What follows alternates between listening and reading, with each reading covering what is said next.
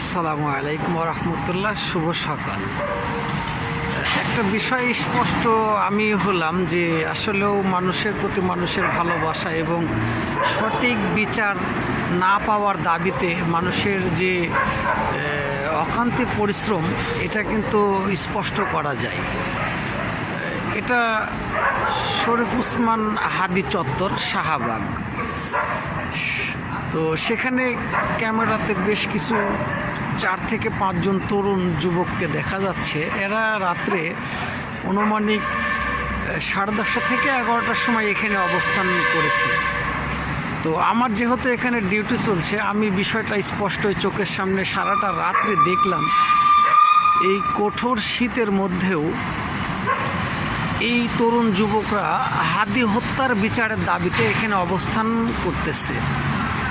তো আসলে এটা একটা দুঃখজনক ব্যাপার যে শরীফ উসমান হাদির বিষয়ে আমাদের দেশে এখন পর্যন্ত অপরাধীকে চিহ্নিত করা হয়নি। এটা প্রশাসনিক ব্যর্থতা বলতে পারেন।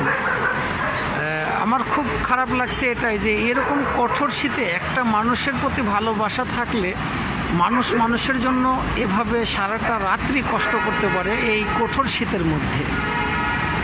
যেহেতু আমি পোশাক পরে এই কঠিন শীতের মধ্যে ঠান্ডা জর্জরিত, তারপরেও সারাটা রাত্রে আমার জন্যই অনেক কষ্টদায়ী ছিল। তারা কিভাবে ফাঁকা পরিবেশে এই অবস্থান করতেছে, এটা একটা বড় কষ্টর ব্যাপার।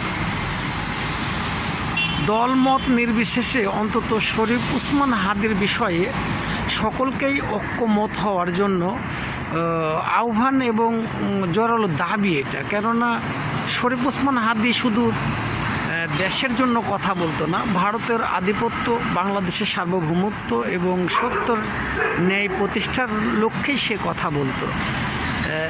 আমি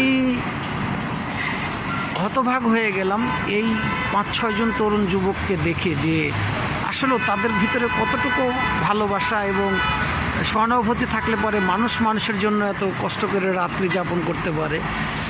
তাদের কাছে আসলে তাদের ভালোবাসার প্রতি আমি নিজেও কৃতজ্ঞতা প্রকাশ করছি।